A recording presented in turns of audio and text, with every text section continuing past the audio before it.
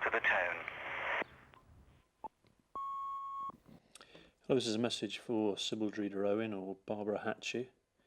My name's Tom Tanner. I'm a journalist just trying to get in touch. I wanted to have a quick chat, if it was possible, about Walter Joslin's will.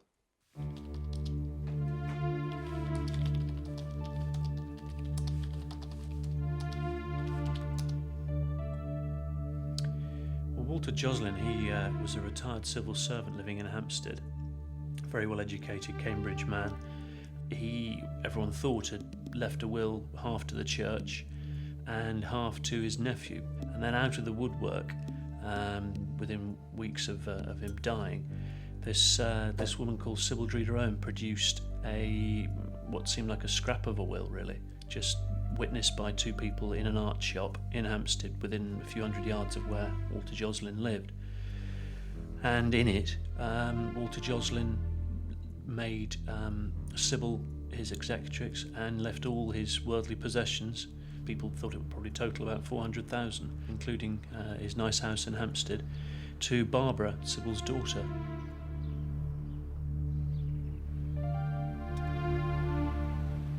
The doctor said it was old age that he died from, but had I known the facts, I would have certainly asked for a post-mortem before he was cremated.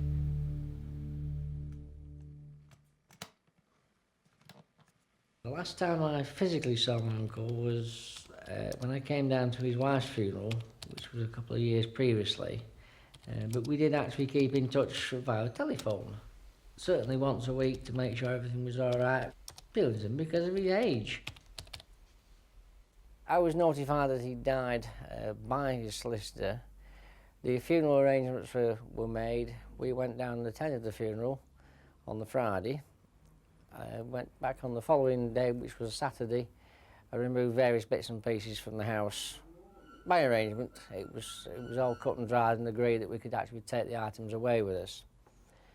Approximately a week later, we were then contacted to say that there was a problem with the will, and as far as another one with a later date from Owen had surfaced. It was a manuscript will with what appeared to be Mr. Joslin's signature on it, although the rest of it could well have been in a different handwriting. I was consulted by St Mary's Church on behalf of the church and Mr. Ainley too, to advise whether there was anything could be done on behalf of the church to try to overcome what appeared to be a very difficult situation, because everyone at the church, and Mr. Ainley too, felt very strongly that this will, the manuscript will, which had been produced by Mrs. Dreda Owen, did not reflect Mr. Joslin's true intentions. If he'd fallen out with me, he would have possibly cut me out of the will, but he wouldn't have cut the church out. Or vice versa, he'd fallen out with the church, he'd have cut them out and left me in. But to cut both of you out and give it all to somebody else, which is virtually a total stranger, which has been on the scene probably 18 months, is very, very much out of character.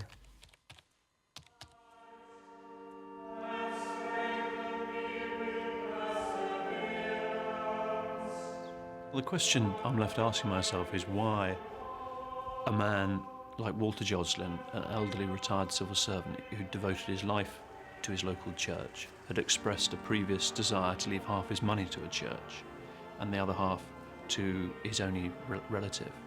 Why would he then turn everything on its head and leave all his worldly goods to an acquaintance, someone he'd known a short period of time, this funny little old couple, Sybil and Barbara? Why on earth would he want them to benefit from his will? Well, he was a very, very faithful worshipper here. Virtually right up to the very end, he would be here supporting, not just with his presence, but he was a great supporter financially as well. And in fact, the week before he died, he said to me, here's some money for the Sunday school. I'm very, very interested in the work, of the children. So he very, very kindly passed over some money for the Sunday school, for the work of the Sunday school. And also he said, if you know of any newly marrieds, who would like, financial support, then just do let me know. All right.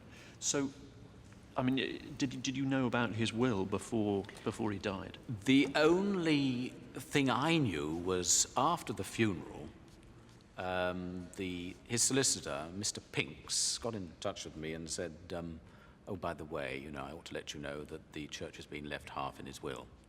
But then, 10 days after that, we learnt of this handwritten will. Right. And for someone to produce this 10 days, you know, after the funeral, as it were, I thought this was very, very surprising. So I thought, and I had a word with my church wardens and a solicitor friend and said, look, you know, this has come to light. What do you think about it? Ought we to do something about it? And I felt, you know, from the sort of moral ground that we should perhaps, you know, pursue this and look into it further.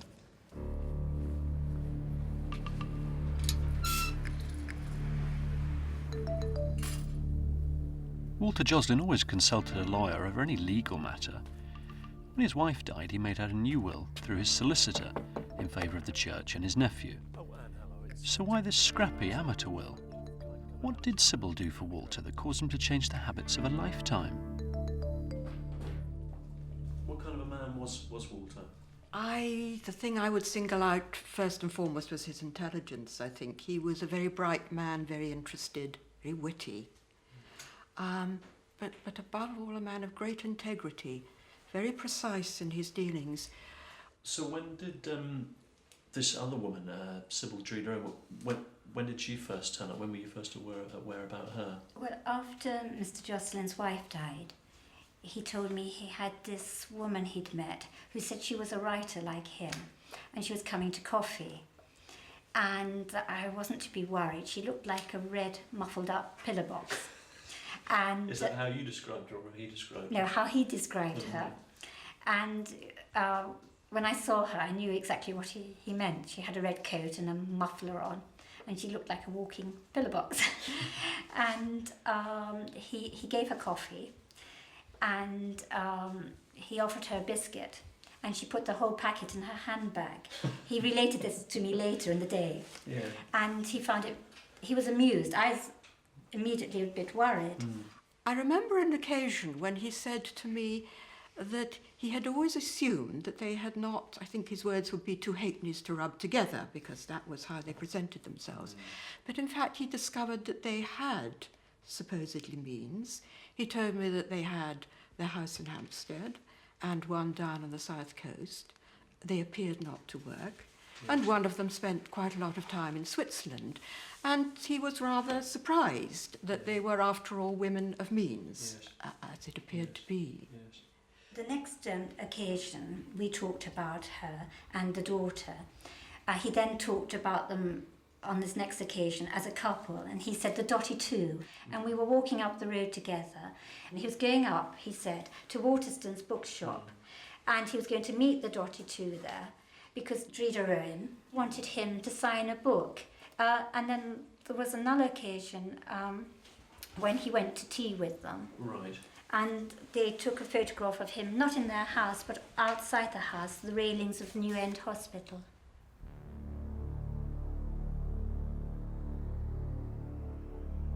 I carefully laid the will out on the table. If you put a photograph which was found in the house of him and her together, he would actually sit directly above the signature on the piece of the paper. Now, that falls into exactly what I thought originally, that the photograph had been put on top of the paper and he'd signed it underneath as who it was in the photograph, and then somebody very carefully filled in the details afterwards around it, which obviously is very, very hard to prove otherwise. Well, this is the very will that is called into question. Looking at it, it's a flimsy piece of paper. The actual body of the will, which amounts to, about 7 lines, fails to actually mention the name of Walter Joslin. His name only appears right at the end when he signs it. I think it's customary normally to say, I, and in his case, Walter Joslin. But here it just says, this is my last will and testament. No mention of his name. And goes on to say he's appointing Sybil Dreeder Owen and that everything he has will go to Barbara Hatchie, Sybil's daughter, signed on the 15th of July 1991 by Walter Joslin. Now, that stands up in law. To make a legal will, Section 9 of the Wills Act has to be complied with. And Section 9, as it's been amended by Section 17 of the Administration of Justice Act, requires the will to be in writing, signed by the testator or by another person at the request of the testator. He has to intend to be making a will by that signature which he puts at the end of the document. And the signature has got to be made in the presence of two witnesses who then sign and attest the will. It is not required for a testator or testatrix to tell those witnesses that they are witnessing a will. What he or she has to tell the witnesses is that they are witnessing the signature. Now, if one is looking at that alone and saying to oneself, is that a provision which would preclude the fraudulent? The answer is clearly it isn't.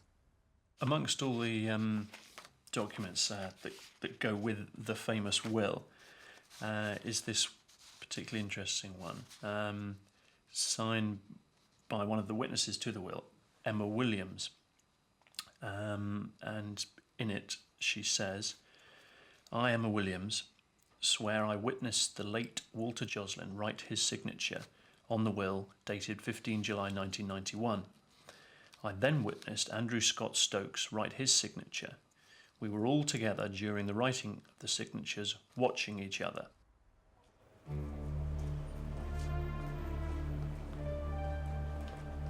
Sybil and Walter came into the shop. He took out a pile of papers out of his pocket, proceeded to take out his pen and write the will. He gave us the piece of paper, we looked at it, signed our names and addresses to say that we were there when he wrote it and everything. He took it back, and that was it. They hung around for another sort of 10 minutes, chatting, friendly as they usually were. Mr. Joslin was sort of very quiet, and in the background it was more Sybil. She was always the centre of attention. And then they left, and that was the last I heard of it until he actually died, and then all the trouble started.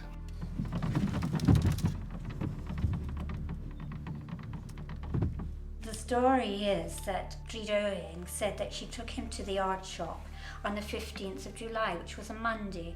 Now, I was away on holiday that week, and when I came back on Sunday, he called me into the garden and said, I went to the art shop with the daughter too, because they've taken up watercolour painting and they couldn't afford to buy an easel. They wanted me to advise them on materials. That's the reason he'd gone to the art shop. Right. And he told me this. Now, He didn't tell you anything about signing anything? Or... no, and it's totally out of character for Mr. Joslin. I will never believe a man of his character is inconsistent. He was a civil servant, he had no BE, he was very intelligent. There was a respectable solicitor's firm next door but one to this art shop, which was a newcomer to Hampstead. If there had been any legal matter, he, as a civil servant... He would have gone to the solicitor? He would have gone to the solicitor next door but one.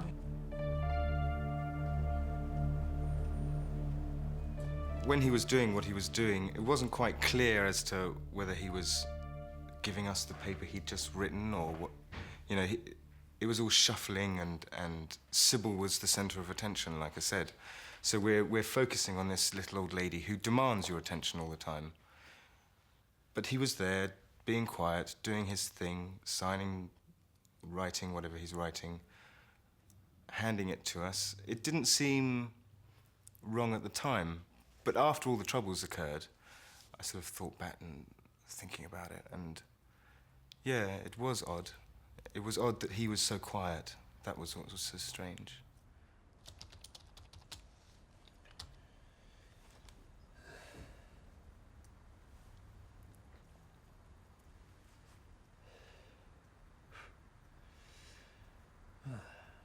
Sybil and Walter.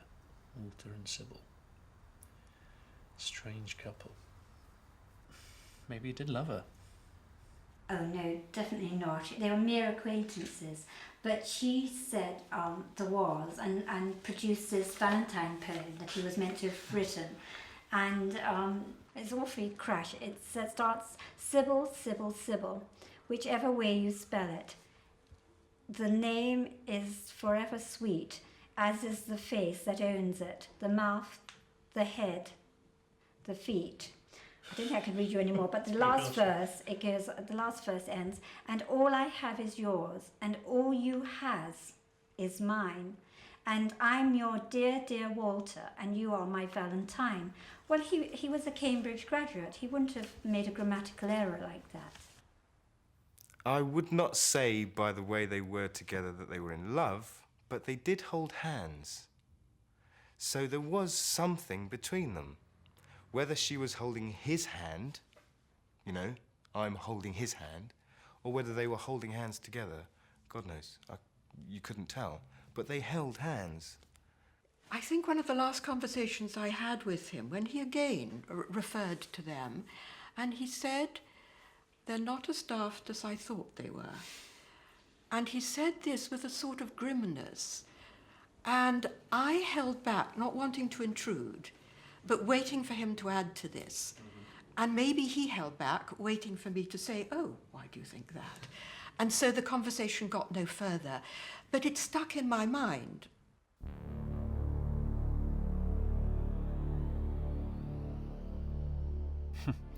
So the Dotty two weren't so dotty after all. But if Sybil was Walter's legally appointed executrix, why didn't Sybil make the funeral arrangements? Sybil and Barbara, the executrix and the sole beneficiary of Walter Joslin's will, they didn't even bother to attend the old boy's funeral. The Dotty two waited until the funeral was over. Then up popped Sybil, waving the handwritten will. Peter Ainley was about to lose his uncle's legacy.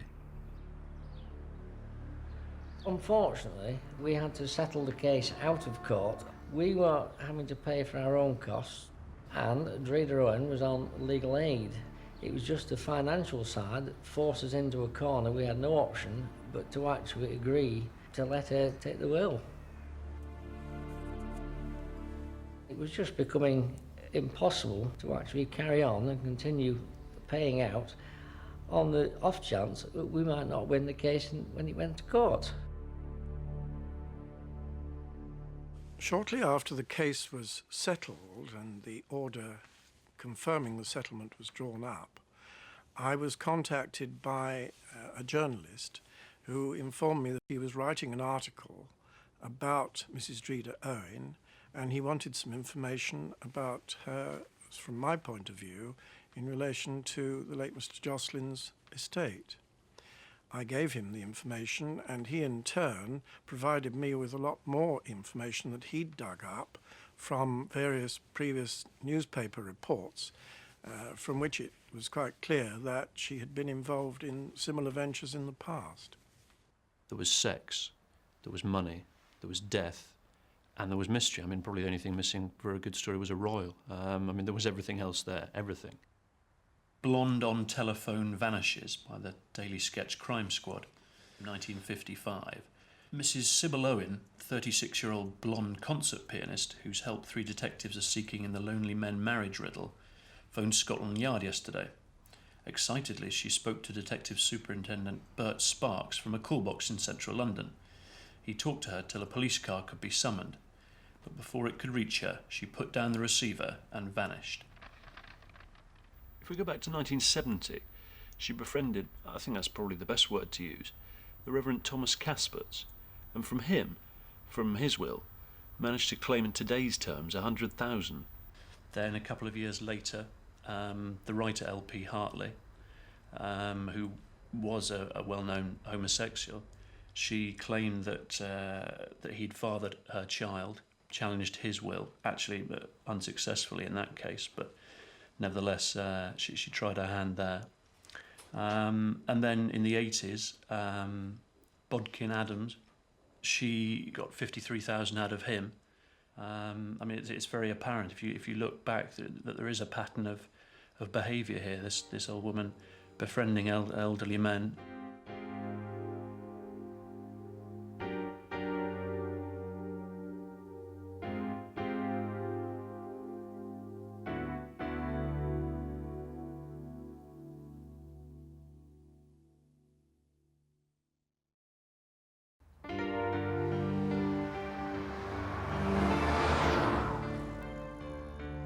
talked to about Sybil described her as this dotty old woman, but I wanted to know what she was like in the old days, before she started befriending lonely old men. In 1938, Sybil married Arthur Owen, the assistant bursar at Balliol College, Oxford. They lived in the Oxfordshire village of Garsington, where their daughter Barbara was born. When Arthur died in 1973, his will, handwritten on a scrap of paper and witnessed by Sybil, left everything to Barbara. Strangely, Walter Joslin's will, made 18 years later, was in exactly the same format as Arthur Owen's will.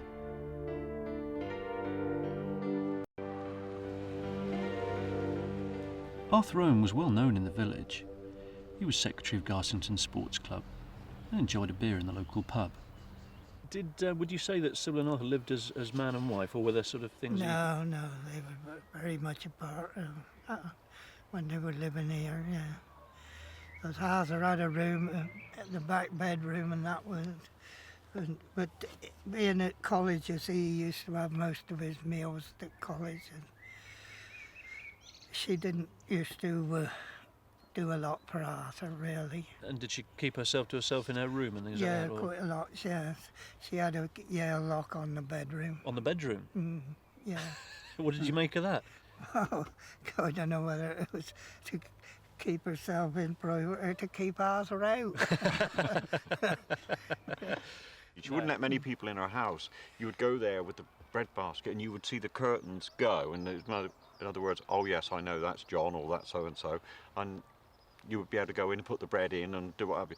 But if she didn't know who was going into the house, she wouldn't basically be there. She wouldn't answer the door or anything. So there was always a bit of mystery about them? Yeah, because they used to come and go, and they'd be gone for 2 or 3 weeks and then reappear again, they did. And this car would arrive mysteriously late at night, and it would be one of these blacked out screen limousine type things, and these two would go into the house in the early hours and chauffeur driven, etc.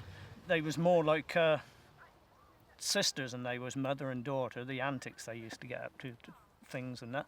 I went round there one Sunday to collect the paper money, and there was all this water coming out from under the door and that, and they was screaming and laughing, and I could just see through the curtains that they was chucking water over each other with no clothes on, they was, and that. What did you make of that? Being kids, we used to try and creep round and see what we could see any other time we used to. But you must have thought they were a bit of a strange couple. We did, yeah.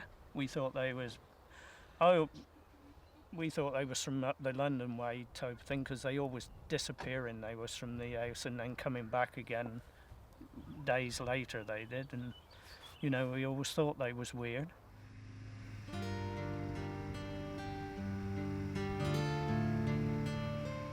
The most ironic story, which involves Sybil Dreeder Owen, is her involvement with Bodkin Adams, infamous man. One of his patients died mysteriously, and he was actually charged with her murder. He had stood to gain from her will. The case came to trial, and he was acquitted. Shortly after that, he got to know Sybil. And when he died in the 1980s, Sybil appeared with a will, witnessed by 2 hotel porters. He'd left £500,000, but her plan didn't quite come off. Bodkin Adams was a man who made many wills, and there was at least one which superseded the one that Sybil hoped to benefit from. And try as she might, she didn't succeed in full, although, it's being the 1980s, she was successful in getting £53,000, which certainly in those days, and still today, is a substantial sum of money, and I'm sure, while she may have wanted more, she would have been happy with her return.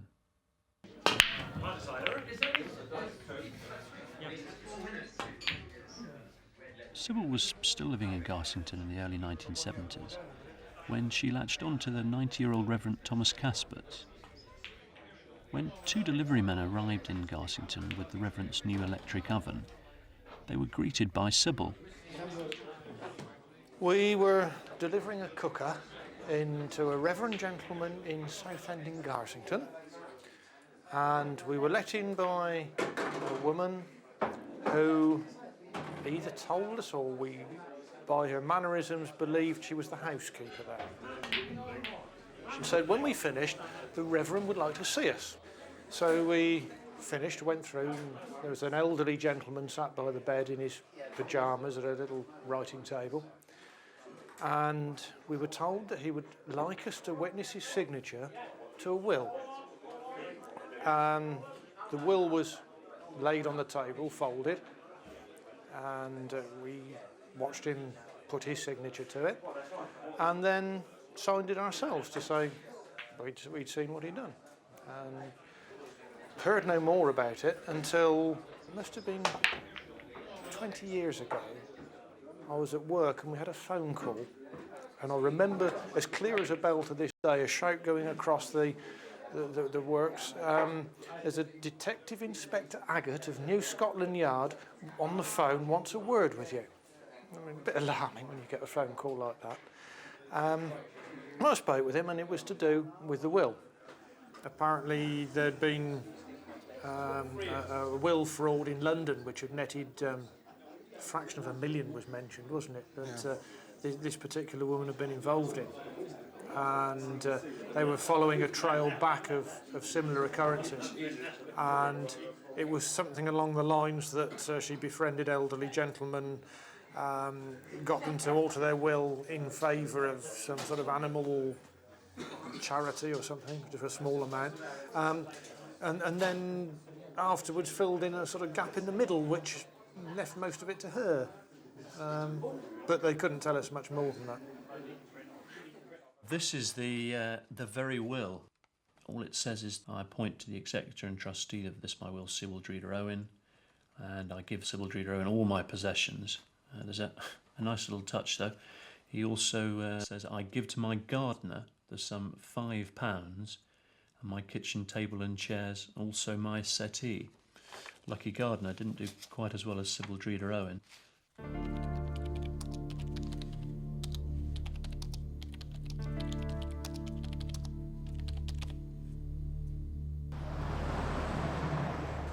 Well, it was just down here in Heath Street that I met Sybil Dreeder Owen, and it followed a telephone call that she'd made to my home. On my answer phone, I picked it up, and it was a telephone call not to me, but to my wife, who in fact died 15 months earlier. And it was a telephone to her and asked her to ring back. I'd never heard of Sybil Dreeder Owen, but I followed the telephone number and rang her back. And she professed distress that my wife had died. She was ringing her. And wanted to come over to see me, but said, first of all, I'm too upset to speak. I must gather my thoughts, phone me back. And in short, I arranged to come over and see her the following afternoon. I took with me my friend and colleague, Sheila Jeffries. We'd arranged to meet outside Cato's art gallery. And I looked down, and there was this sort of diminutive Queen Mother figure standing out there, and I said, well, that must be her. So we went down, met her, and introduced ourselves, and indeed it was. So she took us round the corner into the house around the corner to give us tea, where I had tea and biscuits. I must say that this was not a great gourmet meal because one of the biscuits had had a bite taken out of it. But Sheila was talking with Babette, who was the daughter, across the room. Long story, complicated story. She'd been in Switzerland with a woman named Anne Schroeder, whom she said was my wife's teacher at school in Solihull, just outside Birmingham, 52 years before. Well, I'd known my wife at school, and I knew some of her teachers, though I'd never heard of Anne Schroeder. I tried to trace this connection. I couldn't. The conversation was confused, and I was frankly bewildered. In fact, I think it's most easily summed up by a note that actually Sheila put in her diary that evening. And perhaps, Sheila, you could read that. It was just sum it all up. Well, this is just a note which I regularly keep of events of the day. And it says that after lunch, Henry and I went to Hampstead to meet a strange lady, Sybil Dreeder Owen, who has been telephoning Henry with claims to know Sylvia. We met her outside the Cato Gallery and went to her cottage in New End. Her daughter, Babette, was there, and both were completely indecipherable. All a total mystery. Unconnected babble about an 80-year-old person in Switzerland, Anne Schroeder, who last saw Sylvia 52 years ago. Babette was more odd than Sybil. and we didn't see the Swiss schoolboy's son. Henry took tea, I didn't. We searched back through the archives, right back to 1930 in fact, and there is no record whatsoever of a teacher called Anne Schroeder. Okay, thanks very much. She never taught at Malvern Hall School. I don't know. She could have picked up the name from the obituary notice, though it would not have included my wife's maiden name. She could have followed it to news items and from Who's Who from my career, so I could be identified as what I was, an ex-civil servant. But I didn't do that. Didn't follow that through at the time. Sylvia's maiden name's in Who's Who. Ah, I'm sorry. Yes, Sheila's quite right. Sylvia's maiden name is in Who's Who, and also where we were born, where we were educated. Therefore, QED, she could have followed it backwards from there. How she would do that, I don't know. Whether she did that, I don't know. James. Where are we? Thomas, Philip. Oh, Henry James. Born 1919. Married Sylvia Mary Bickle. Died 1989. Educated King Edward VI School, Birmingham, and entered the civil service in 1938. Oh, an address and telephone number as well.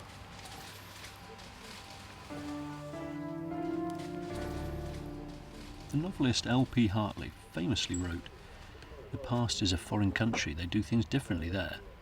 Well, the past is certainly a mystery where Sybil's concerned. Treacher Owen.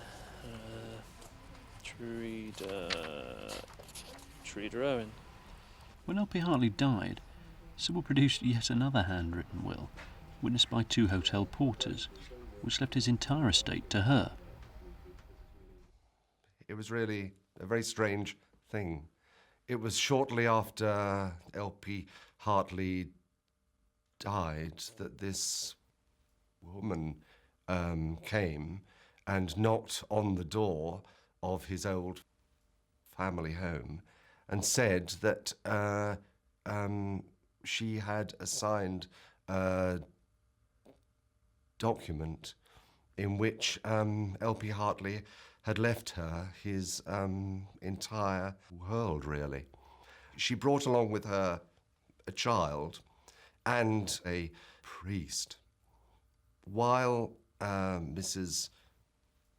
Treacher Owen talked to Hartley's sister, the priest took the child for a walk. It was a very dull morning, and they were gone, I suppose, round the grounds for about half an hour. And it started to pour.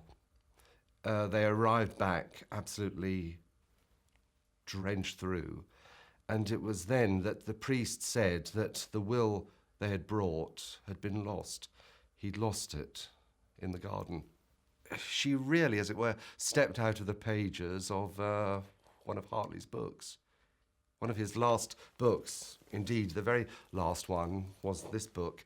And it's very odd, isn't it, that its whole central theme is about wills.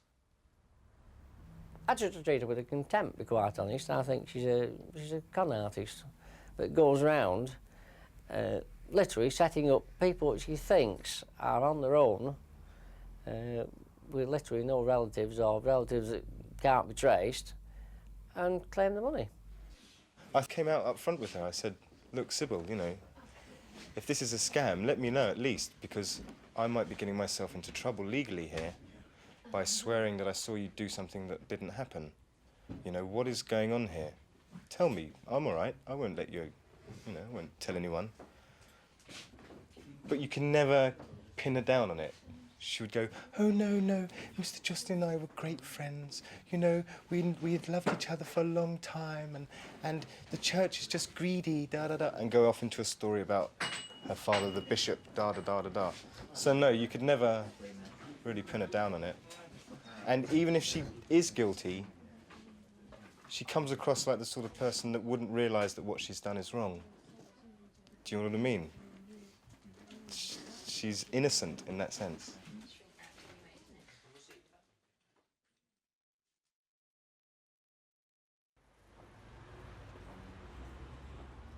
Very, very curiously, Walter Joslin actually left 2 wills involving Sybil Owen.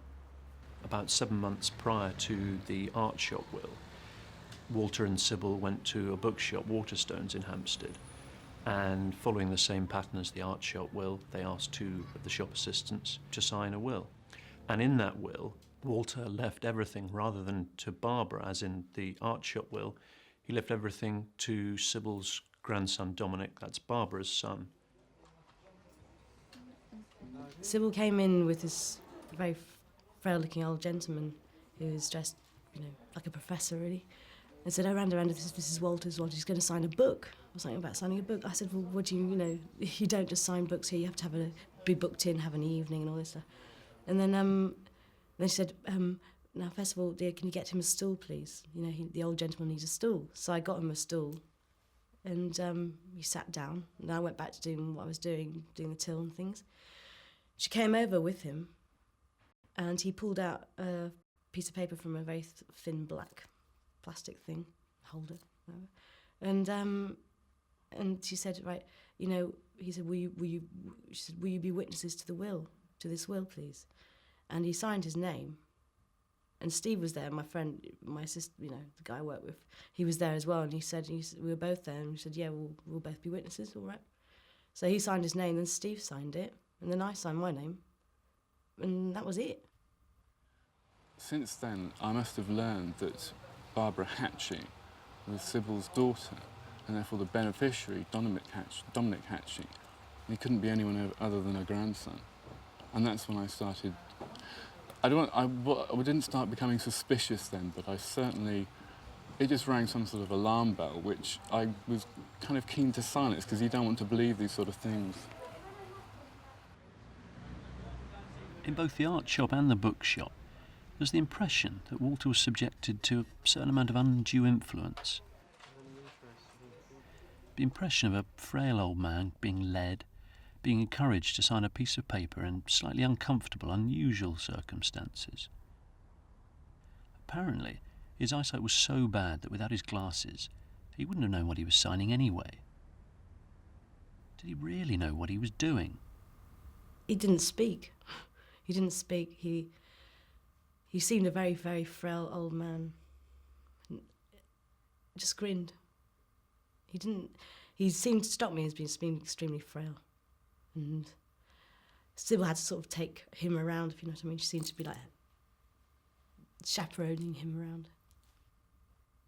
At the time, I thought he was just very old and perhaps a little bit gone. Sybil seemed to have to do everything, sort of take charge of everything. That definitely was what I saw. That she seemed to take over. Undue influence means the coercion of the testator's free will, namely that the testator was made to draw up a will in a form that he or she would not have done unless that influence had been exerted on them. Now, obviously, if one thinks about it, and in the practical world in which we live, the reality of the situation is that undue influence will always, to my mind, be exerted extremely subtly. It is very unusual, having spoken to professional colleagues, to find the case where someone is standing there with a whip or a gun saying, "You will do or you won't do this, or else." It is a very subtle coercion that is almost always exerted against the testator or testatrix. She seems to be the sort of character who is a gentle Rottweiler, probably. Once she's got her teeth into someone, she won't let go. Whether it be an elderly gentleman who she's befriended, or whether it be someone who she's got onto her side to witness a will. She tugs people's arms, she pesters them, she phones them constantly, she writes them letters, she tells them how wonderful they are. But as soon as she feels that they may be letting her down, she lets them know that, and in no uncertain terms encourages them, if that's a gentle way of putting it, to keep towing the line. I went to Spain because I had really had enough. I thought, I wasn't going to hear any more about it, and then I started getting letters from her in the post. Although I gained no money under his will, I have to do the right thing in order to live with my conscience. I know, Randa dear, you feel the same, and your conscience would trouble you if you let Walter Jocelyn, the old gentleman you gave the stool to, completely down. On first reading, it seemed extremely like Sybil, always basically putting her point over and over and over and over, emphatically, and like a little kid, enthusiastically. Very clever. She offered me. She said to me, I'll send you £1,000. I'll send you £1,000. I've already spent £100,000 on this case anyway. And she said she'd send me the airfare. She'd get a cab for me at the airport, put £1,000 for me, and all this, which is completely and utterly mad. It didn't happen. But she, reading, that letter now, annoys me now, because it was emotional blackmail. Now I feel foolish and as though I've been taken advantage of. And as though, you see, what was so clever about her was the way she would take advantage of you at just the wrong moment. She would always impress on you how very important it was that you do it now. It was just so urgent, and you'd be swept along with it. It was extraordinary.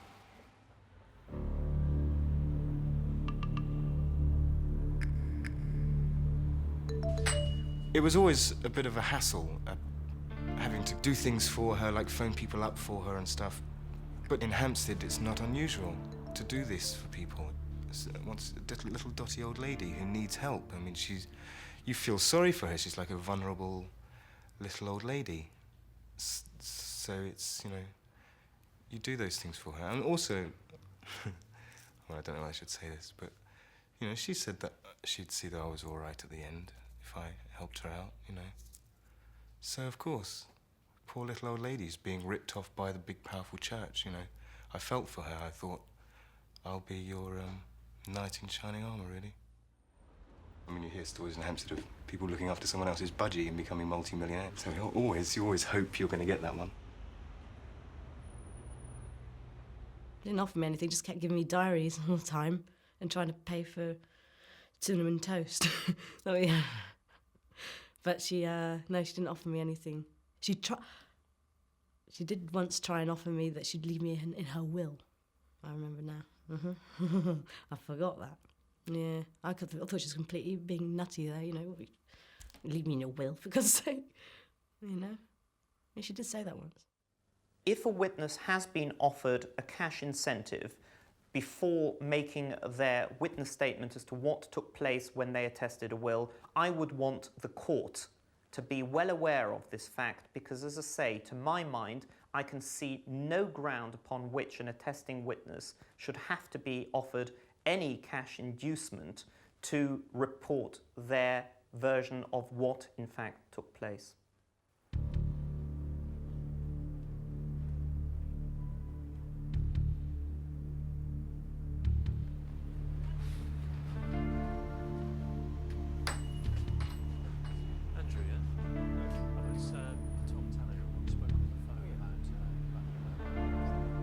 I just wanted to check with you that was the real thing. Is that the one? Yes, that's it. I remember it well. Were you promised anything if you did sign it? At first, no. It was purely, I was doing them a favour. After Mr. Jocelyn had died and the troubles all sort of started, Sybil used to sort of promise me a sweetness to sort of make sure I stay on her side and don't become hostile witness. What do you mean by sweetness? Well, she told me that when she dies, I would have a lovely little cottage in Hampstead, which was Mr. Jocelyn's cottage that now belongs to her daughter. Just round the corner from here? Yeah. Lovely place. See, Sybil made out she was getting all of this. I wasn't aware that it was the daughter right up until almost the last visit to the solicitors. So yes, she has the nice little cottage in Hampstead.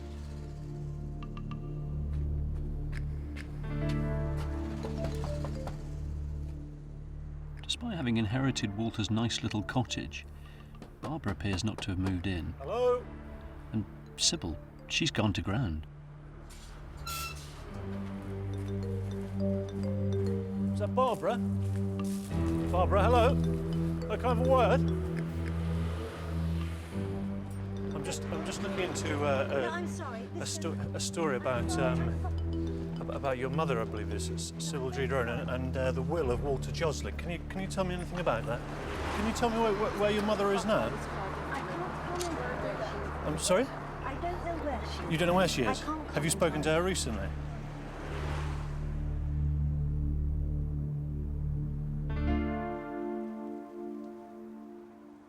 I have not seen hide nor hair of Sybil since the case is finished, and my attempts to contact her have failed completely.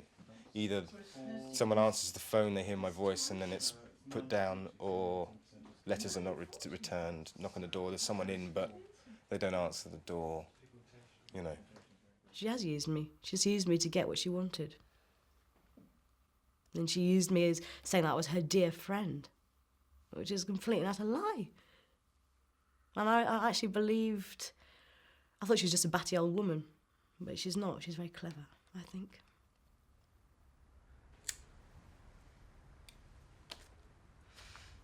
Although the police were interested in Sybil way back in 1955, the Lonely Men marriage riddle, and again in 1977, when Scotland Yard questioned her for 10 hours about the LP Hartley will, the police were never able to make out a case. And Sybil would go on to meet Bodkin Adams, Walter Joslin, and who knows how many others.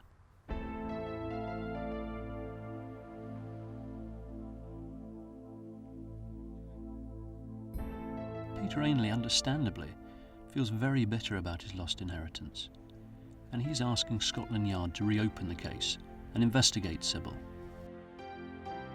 Anyone who benefits from a disputed will, the odds-on gamble they are taking is that the best witness, the person who can tell us exactly the story of who they're meant to give their money to and why, is dead. In all these cases, they are unfortunately dead. They can't tell us what really happened.